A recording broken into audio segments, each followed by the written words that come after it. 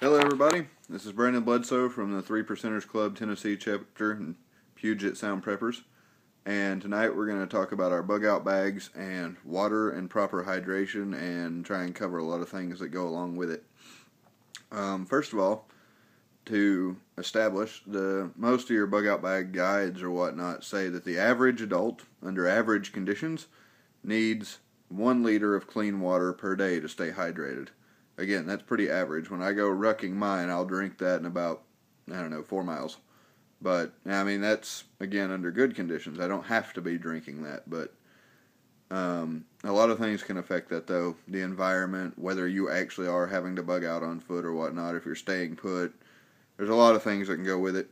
And part of hydration is understanding hydration. So when your body starts to lose its fluids through exertion or whatnot, you're going to have a lot of symptoms that can go along with it, and the easiest of which is that you're thirsty. And the rest ranging from dry mouth, dry tongue, dry throat, headache, dizziness, feeling faint, feeling nauseous. You'll have pain in your legs. You may lose they'll lessen. You'll have decreased peripheral pulses, which are the pulses in your wrist and ankles. And that's because your body can pull water where it needs it. It knows how much fluid it has, and it's the same thing when you're bleeding heavily. But it knows what it needs and what it has, and if it wants to, it will pull your blood, which contains your water, where it needs it, which is to the heart, lungs, and brain, and that's all it needs. So you'll notice a decreased pulse in your wrist or ankles. And you can eventually start to show symptoms of a decreased mental status, and dehydration could thus lead to poor decision making or even death. And so to stay hydrated, you of course need to be replenishing your fluids. And 1 liter a day is not a lot. So your water is going to be where you put a lot of your weight and probably a lot of your money once you see this video. But what are the rule of threes? I think they're on average, again average there, it's you can live 3 hours in extreme conditions without shelter. You can live 3 days without water and 3 weeks without food, or something to that effect. But yeah, I mean, there's a lot of different things you hear on how much water you need. The Army had this wonderful little chart that said, under these conditions, you need to drink a quart canteen in this much time, this often. I don't remember them all, but another one I heard, I think my buddy John told me this, was that you take how many pounds you weigh, divide that in half, and that's how many ounces of water you need to be taking in a day. And for me, that would be, 120 ounces of water, and a liter is, I believe, 30. Don't quote me on that. I know it's 1,000 milliliters, but anyway, so that's a lot of water to be taking in. But another little fun fact about hydration, you see all these dudes pounding Gatorade and stuff, and that kind of stuff is good for you. Side note, it's better if you buy the classic powder and mix it up yourself. But you don't need to just be taking in Gatorade. It's part of a system, because as I understand it from my time as a medic, water or salt binds to the blood, electrolytes bind to the salt, and water binds to electrolytes, so you need it all. So don't skip your meals if you can help it. Make sure you're taking in plenty of salt. And if you have to, just carry a little extra. We have rehydration salts in this. I'll show them to you later. But you can take a little extra with you in a bag, or even a little camp shaker or something if you have to. And the other thing is, you can carry some Gatorade powder. I have Powerade drops for my bag. I'll show those to you too. If you are bugging out with a child, they make, and I haven't found any, I looked for it at 2 different places today, but I guess I'm going to have to order it online, but they make Pedialyte powder, just in case they get dehydrated. That's pretty nifty to me. But I wouldn't go around hauling Gatorade bottles. I would just carry some drops or powder, and I'll show mine to you. But anyways, so you need a little bit of all of it, and for me, my general rule of thumb is if I have a Powerade or a Gatorade, I drink 3 bottles of water behind it.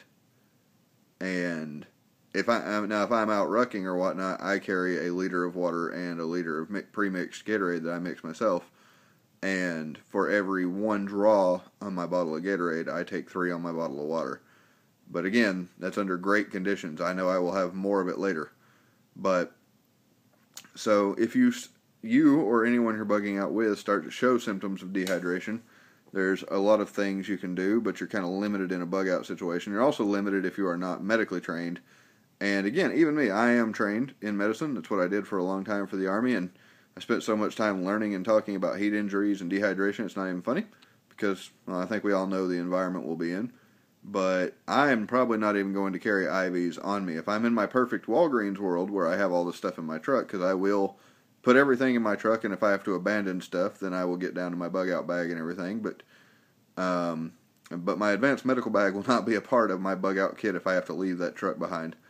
And there will be IVs in it, but I'm not showing you guys IVs. That is so not a part of your purview if you're not trained for it.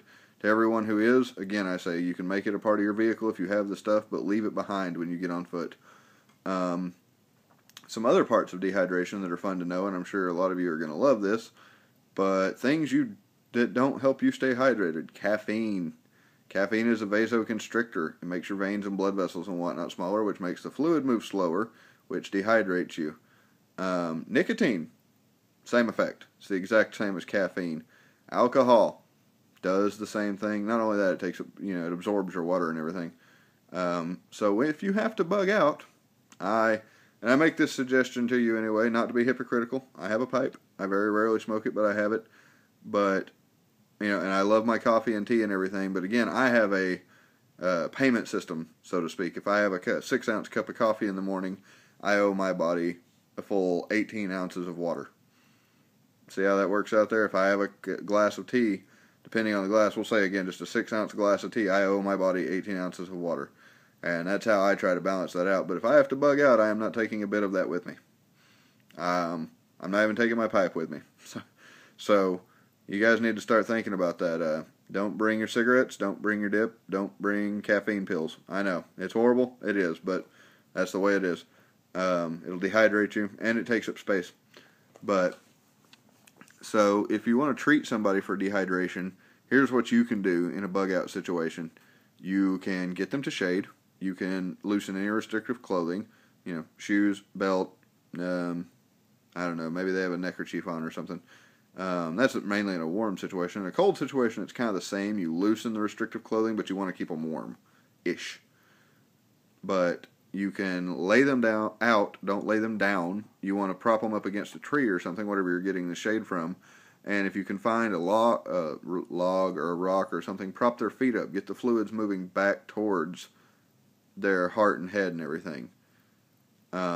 If they can sit up on their own, let them. But if they can't, prop them up. You'll want to get them replenishing their fluids. You want them drinking water. And if you need to cool them down, you can soak something in cool water if you have it to spare, if you're by a water source or anything, and you can put it on their head, under their arms, or in their groin. These are areas that need to be cooled down. And with water replenishment also comes the replenishment of other things. You can get them to eat a little bit if they need to, but more than likely you're going to want to give them water, and I would try to have some rehydration salts or Powerade or Gatorade mix. I have over here to show you for this. These are the Army's type of rehydration salts, and it gives instructions. Basically, for adults, it's just dissolve in 1 liter of water and have them drink it pretty quick. I wouldn't say guzzle it, but I'd say over the course of an hour or two. And then it says infants over a 24-hour period, children 8 to 24, etc. I got these from when I was in the Army. I'm pretty sure I have more of them up in the attic, but this is what's going in my bag. Maybe I probably will put 5 or 6 of these in there. You can find commercial ones on Amazon and whatnot. I'll try and find other places where you can get them. But those are really that's like a medicinal rehydration. I wouldn't use that unless I was already dehydrated or if I knew it was coming really bad. These are what I would use as a preventative.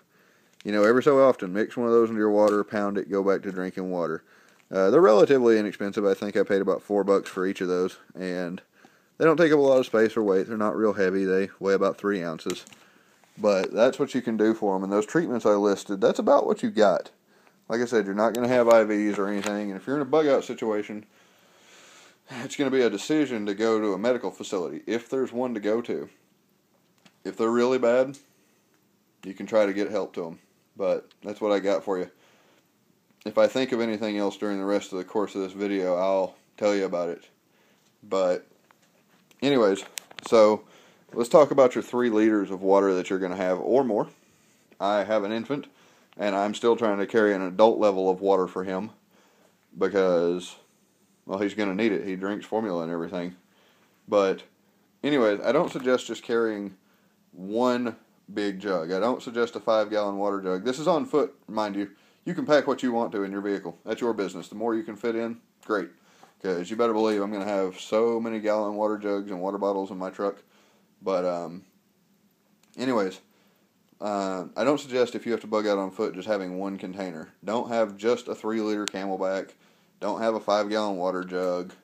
You can pick stuff up if you need to. If I was real desperate and I came across another water jug or something or 2, I would string them across my backpack with 550 cord if I wanted to. But I suggest breaking your water up into at least 3 separate containers. And the book I love so much suggests metal containers as one, Nalgene bottles as the next, and collapsible, or here's a different word, the platypus bottles. They're soft bottles, that's what it is. They roll up when they're done. They're wonderful. Me personally, I don't carry metal bottles, and we'll get into that here in a minute. Let's go over what I do carry. I carry 2 1-liter Nalgene bottles. I love them. They're extremely durable. And I've heard stories of them being dropped like 50 feet and retrieved undamaged besides some cosmetic work there. If you really had to, you could repair one with duct tape. Like I said, I love my Nalgenes. They're very handy, and they have multi-purpose uses. Fun fact there, if you don't want to carry a whole roll of duct tape, which I have other things to talk about that later when we get to duct tape, but on my hard bottles I put a strip of about 10 feet of duct tape around them just to give them some multi-purpose. But moving on, these are 2 1-liter platypus bottles. I think they also come in half-liter. These all come in various sizes. I'm going to get my son some kids Nalgene bottles just because they're durable. But these are the platypus bottles. For what they are, they're pretty durable. They're soft. When they're done, they roll up and they don't take up a lot of space. Me personally, I wouldn't devote their space to something you find unless it's exceptionally handy. Because, no, see, there it is. 1 liter is 34 ounces. I apologize. 1 liter is 34. But you know, if you had to, you could devote their space to something else. They have the nifty little sports top on them. And you can repair them with duct tape as well. They are pretty handy, as in my opinion. Like I said, I do not have 1 liter 1 liter wet metal bottles. They are good because they have a multi-purpose use, which is to boil water. I haven't found any that I would boil water. I mean, the best metal bottles there are the SIG bottles, and they have a coating on the outside. I'm not even sure if that'll burn off or what, but I'm not paying $60 for 2 water bottles to fry them. I have other methods of boiling water. Well, we'll get into how I'm going to make up those others later. I also carry the Army canteens. They come with a canteen cover, which I'm not showing you right now because it's attached to something, but it holds them. This is a metal canteen cup. A wonderful bug out item, just FYI, for boiling small amounts of water if you need to, is a metal cup. I like the metal canteen cup because it has handles, and your canteen rides in it, and it rides on the canteen cover. So it doesn't even take up space in your bag if you attach them to you, like you get a belt or something to put them on. But those are what I have for now. I shot this video earlier and I decided to redo it, and now I just realized I left my water pump packed up, but I'll show it to you in a moment. So let's talk about a little bit about water replenishment, because you're going to have to replenish your water. It goes fast. Just drinking it could use it up pretty fast. What are some other uses that you could lose your water to? Hygiene, cleaning your dishes, mixing my kids' formula. That's one for me. There's a lot of ways your water could leave you. Me, I'm going to avoid some of them if I can. Like for me, I'm going to eat Chef Boyardee straight out of the can when I can, and that'll avoid. We have some Campbell stuff, but I'm going to start phasing that out because hey, it takes water to. You could eat it just out of the can, but it'll be pretty rich, and it's kind of not a lot to share. But that's in the food section. We'll get there later. But I'm going to try and keep my water for drinking when possible. So let's talk a little bit about water reclamation.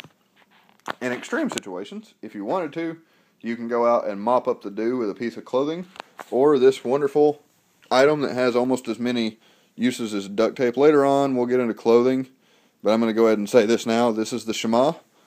If I am pronouncing it wrong, I am sorry. It is a huge bandana with 150,000 uses. That is an exaggerated number. But, like I said, you could mop up the dew off the ground with this thing in the morning, suck the water straight out of it, and by the way, dew usually doesn't need to be filtered or anything like that. Or you could, once you've had enough, you can squeeze it into bottles. That's if you're desperate. Snow doesn't need to be filtered usually or purified or anything. Rainwater usually doesn't, and that's where some of this multi-purpose stuff comes in. Like, see here, I have a wide mouth Nalgene bottle, and I will probably, to be honest, replace my narrow mouth one here with another wide mouthed. But that's just so you can sit them out and they will collect rain if you need to. Another use for that Shema is if you have no other filtration ways, and when I'm talking filter here, I'm talking crude, you can take the Shema and put it over the mouth of your bottle and then put it in the stream or whatever if it's a little dirty, and that'll help filter some of the junk out of it that you don't want to drink. Another thing I keep handy is I keep these Melita, flip over, coffee filters. I don't have the coffee maker they go to, but see how they're kind of conical? They will filter most of the junk out of kind of muddy, dirty water if you needed to. So I like to keep a few dozen of them stuffed in a plastic bag and stuffed into my bug out bag, because there's a lot you can do with them. You can turn them into tinder if you needed to, but they make great filters and they take up not a lot of room. Another item I keep is I keep a cheap wide mouth kitchen funnel. I can sit that in my narrow mouth Nalgene if I need to make it another rain collector. You can do the same with canteens. Another method for water reclamation in extreme situations is using a tarp or a garbage bag or something. Excuse me, there are a bunch of little indispensable items, and garbage bags are one of them, but I'll get into that later. You can funnel it into your bottles. With a garbage bag, you could just make a rain catch, but that'll be a whole different video. Once you have reclaimed your water, hopefully from a decent source, if it needs to be purified, you have a lot of options, and here are some of mine. Number one are germicidal water tablets. Potable Aqua, you can find them at most camping stores. I hate to say this, but I shop at Dick's Sporting Goods a lot for this kind of stuff, I know their gun policy has been kind of iffy in the past and everything as far as selling them, but the one here sells everything, so I don't know if they're against policy or what, but let's face it, this is survival, and I want the good stuff at the moment. And they still allow you to carry in there. They do. I opened carry in there today because my kids spit up on my shirt a little bit. But these tablets are germicidal. When it comes to water, something you got to worry about is, and if I say this wrong, again, I'm sorry, but Giardia and Cryptosporidium, they are waterborne protozoans, and there's a lot of things to say about them, but number one, they give you diarrhea, which, by the way, dehydrates you. They can incapacitate you because the stomach pain and everything can be so severe, and diarrhea is just uncomfortable anyway. These tablets do not get rid of those two. They do not inactivate the protozoans. They are germicidal only. So when I say that, you ask, why put them in your bug out bag? Look at how small this is. It takes up almost no room. They have almost no weight. It's kind of a why not situation. It takes about 30 minutes to treat a liter of water with 2 of them. They are basically iodine tablets, and you can find a set that has this and another thing in it, where once you've treated it with this, you put the second pill in there, and it removes the iodine taste and color. Another thing to say about these is if the water isn't pretty clear to begin with, it's going to affect the use of them. But again, they take up almost no room, have 0 weight really. Why not? Because you want redundancy with your water. Now, I like them. Another disadvantage, they have an expiration date, but they have a pretty good shelf life. I keep these around in my bag just because, again, why wouldn't you? Except for the fact remember, they don't get rid of the protozoans. The one thing that kills absolutely everything is boiling water. And, I mean, it kills it all. Viruses, protozoans, you name it. And that's why I want to show you my little cup here. This is a 0.6 liter cup. I have other methods for boiling, but if you got desperate, you could sit there and boil water in this thing for a while. Has a nice little handle on it and everything. And so that's another one of your indispensable items. Have a cup. And I'm sure I'll say it again, but redundancy is key. So boiling has disadvantages, though. It takes time, it takes precious fuel, and if you're not using a stove or something, which then if you are, your fuel is really precious, but if you're not, building a fire could attract unwanted attention. Again, there's plenty of people out there whose only preparation is a state of mind to take your stuff. So boiling could not be an option, but, you know, it kills everything. So I keep this. I also have a full mess kit. I can boil over a liter of water at once if I want to, on the go. We'll get into fire and everything later, but have a cup. I carry two. See, this one's actually in my bag, and that one's on me. Another wonderful thing for water reclamation. Well, it's not really a reclamation if you use these. I don't have them to show you. But I ordered 2 life straws. And if you're a person like me who likes survival and everything, you've heard of life straw by now. They're wonderful. They're exactly what they sound like. You just stick them right in the water and drink through them, and they filter it on the way through. They are relatively inexpensive. They're about 20 bucks. I ordered 2 of them today. They're on their way, but I don't have them to show you. Even if I did, I would just let you see them. I'm not testing them. I know they work, but they do get rid of the protozoans. They do. And again, with the viruses, nothing I've heard of besides boiling gets rid of them. U.S. and Canada has relatively clean water, and a 3-micron filter should do it. I'll show you one here in a minute. They're pretty basic, kind of pricey, but we'll get into them. The life straw gets rid of the protozoans. Remember this. I'm going to carry 2 in my bag. They have a certain amount of water that you can use them, but you know what? If you're desperate and you find some water to drink, a puddle or anything, you can use the life straw. So another thing I don't have here is I don't have an integrated bottle filter. And it's kind of like the filter I'm going to show you later, but it's just what it sounds like. You've got a bottle, has a filter in it, and you fill the bottle through the filter, and they do remove the protozoans. Not viruses, but again, we're not worried about viruses here. They remove the protozoans. They do all the stuff the other filters do, all the wonderful things. They are also pricey. They can be 80 bucks, just like a regular filter can. But they also can be your water, part of your water containers. You can fill them up, and they will filter, and they will hold water just like anything else. So that's space worth having. I'm thinking about making that my other 2 bottles if I can find them in a liter. And yeah, you got to buy filters for them and stuff, but I mean, is anything too expensive for your water except for something that doesn't work? With that said, there is something I've heard of that will do viruses. I apologize. And Camelback now makes a bottle. It's kind of like the integrated bottle filter, but it's got a UV light in it. So once you've filtered your water, this thing will really purify it, and it will wipe the viruses out. I don't know about the the protozoans. I don't know about them, but if you're using this UV light thing, you've probably run it through something else in the first place, because it doesn't have a filter. Again, it can be one of your water sources. They are a straight $100. I might look into them, depending on if they work or not. I mean, I know that kind of idea works because that's how surgeons use them and everything, the UV light factor. I think I even have a vacuum that kind of does that on its way around. But again, it can be they can work as just water bottles, plus you'll have to have batteries for them, but they can work as water bottles, and they will kill viruses. But I'm not overly concerned about viruses. You can get them if you want.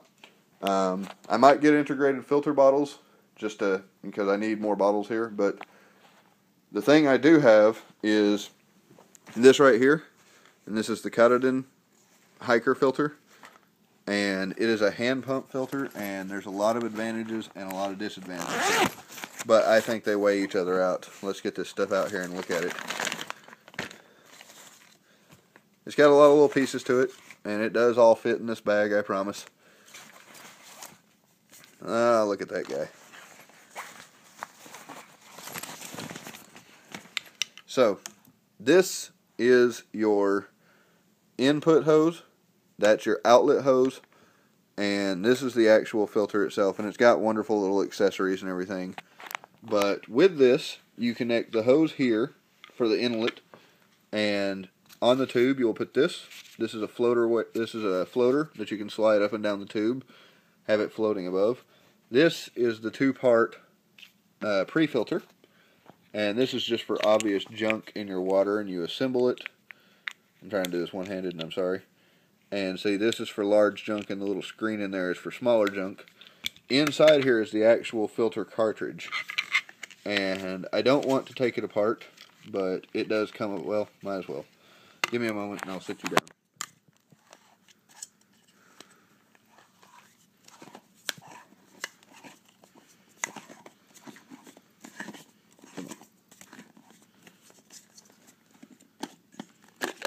Alright, so this is what it is. See there? Kind of looks like the air filter for your vehicle or something. But this is a multi-stage filter. They will sell you more of these cartridges. I currently have not ordered another one from them. But under decent conditions, and when I say decent, I mean like you're backpacking and stuff, and so long as you're not trying to filter mud through it, this thing will do like 750 liters of water per cartridge, I believe. And the glorious thing about it is, you know, if you take it out and use it, you don't have to just toss it just because you want to put it back. And you can clean it, and it's still got its shelf life to it. It's good. So, in this bag, we'll go ahead and open this up and look at it. And they give you a plastic bag to keep your outlet equipment separate. You can hook the outlet hose. You can just drop it in something. You can use, I've got accessories going everywhere.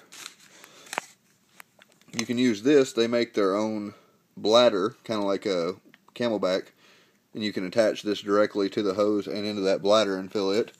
I love this though because the hose will attach here, and this is a bottle adapter. So this goes into narrow bottles. You can sit this over wide mouth bottles and pump directly into them, and that is, it'll remove the protozoans. It won't do viruses, but I mean it does 99.9.9.9 of everything else. So you know how the labels go on the boxes, but they're very effective. And all the sources I have seen as far as getting the most for your money, not overspending, and actually having room left in your bug out bag is the cut it in here is the way to go. It's a hand pump filter. You drop, like I said, you drop the line in the water, pump this thing 48 times, and you'll filter 1 liter a minute. That's pretty good output.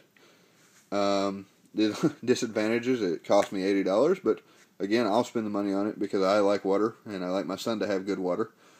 If it breaks, it is utterly useless, but they give you a tube of lubricant here to lube up the gaskets and everything inside it if they need it.